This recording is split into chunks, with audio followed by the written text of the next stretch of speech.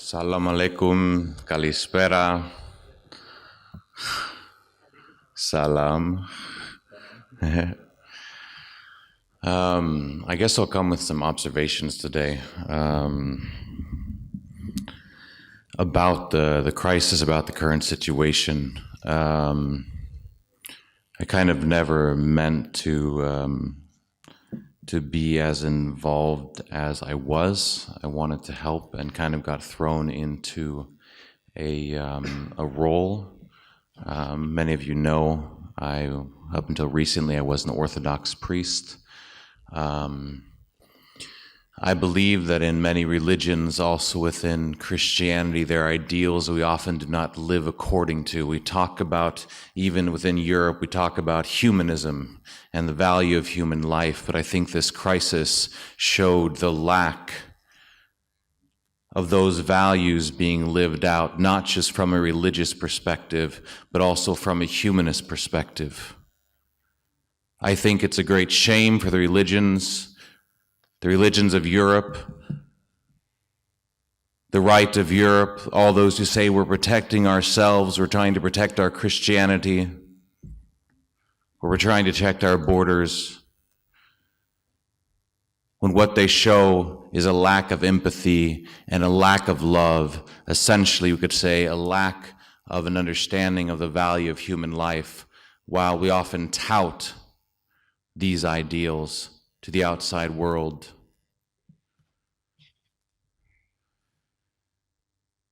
What was shown here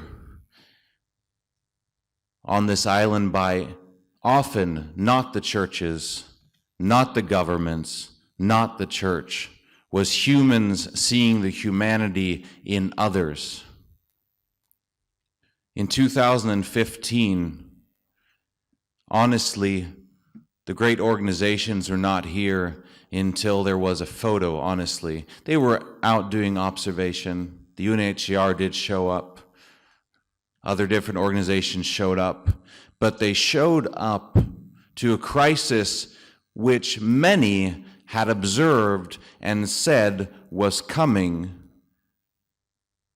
and then showed up after already hundreds and hundreds of volunteers were just out there sharing soup, sharing blankets, giving clothes, putting tarps over refugees.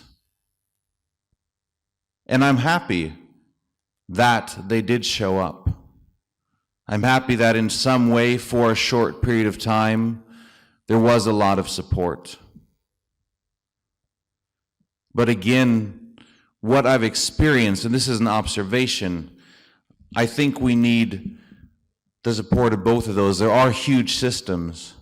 But what some of my heroes are those who came here, who were up day and night, who went outside of their roles once the systems were put into place, to stay up beyond the hours they were paid for, to be there for humanity.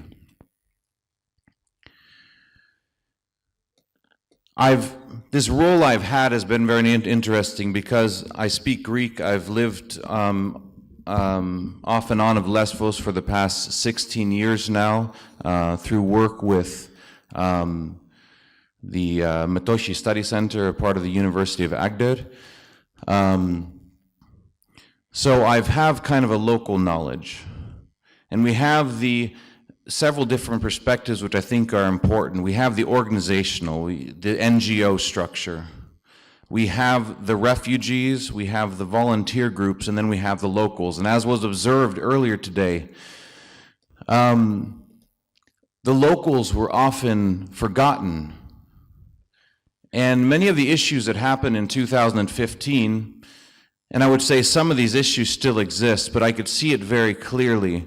The animosity of the locals was often not towards the refugees. It was towards volunteers and NGOs. I remember walking into Skalas Skamias, which is where I'm generally based. I live in Skamia. You could see, I don't know, it was probably in the end of 2015, 2016. Here, the word NGO is basically a curse word. just so you know. And this little kid, probably about 5 or 6 years old, sees a van drive up, and I'm just walking by, and all these vans with a rental sticker on them, and the kid says, Mikio. NGO.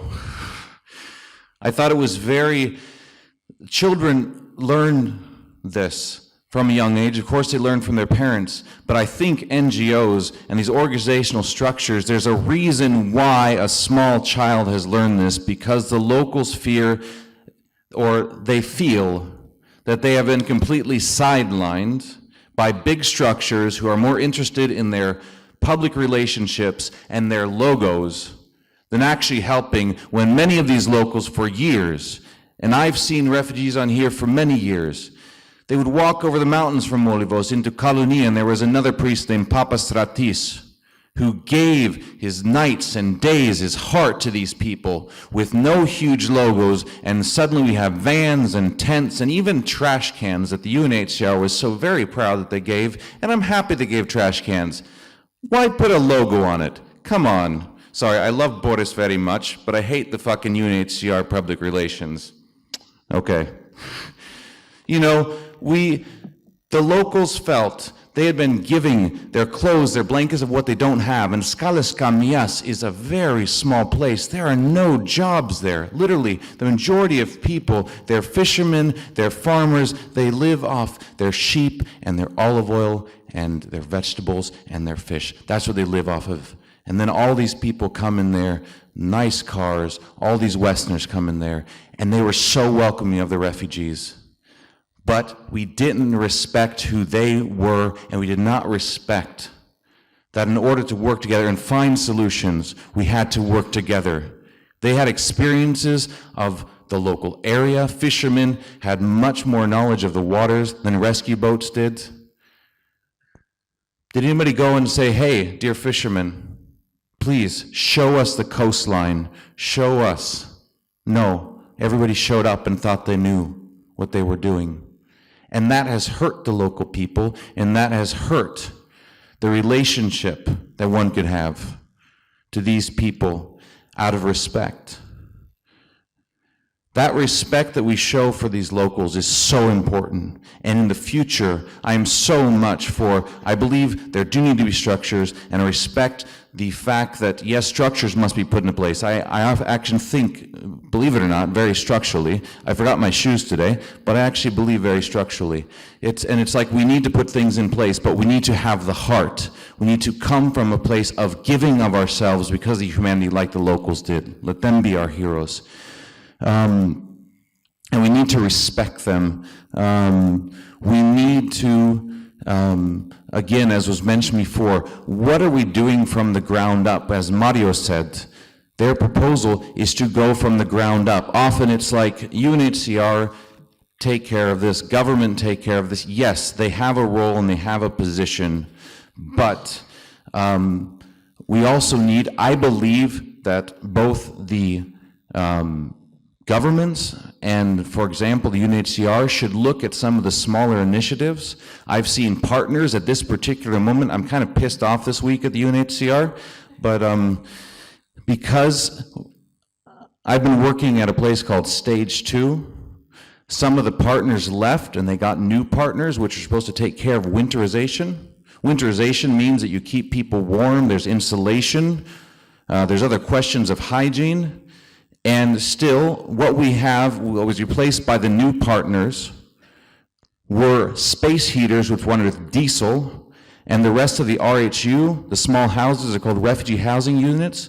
We've had very cold weeks the past few weeks at night, and we've had an increase in refugees, at least to a certain extent, and some being taken from the south to the north.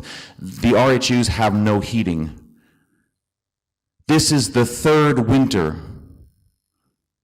And we've been saying this every single winter, let's make sure we have heating, and up to a certain point, but I think we need to stop being so kind. We need to hold the partners accountable, and if the huge partner that was just put in there, who has a lot of money, cannot put in heaters, then that huge partner needs to leave Stage 2 and put in a small group who doesn't have any money, but they're fucking willing to buy heaters, because it's about humanity, because I wouldn't want my own children. I would want my own children to have heating.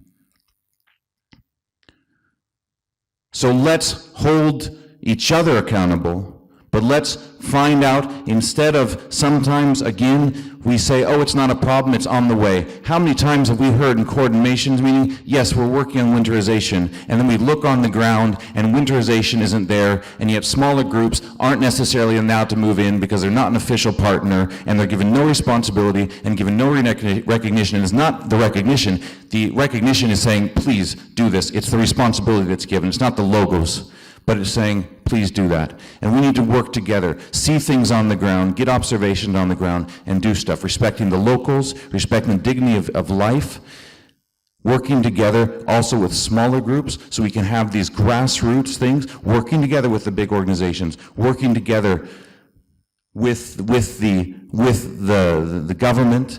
And we also need respect for that work which is being done on a legal level, so that people who are working to save lives and ensure this are not hindered by what we would say unjust laws or human rights laws which are not being respected. And any time somebody comes up and says, hey, you're not respecting human life, human rights, the dignity of human life, well, those people are making too much noise. Let's put them aside. They're not working together with the big and the powerful.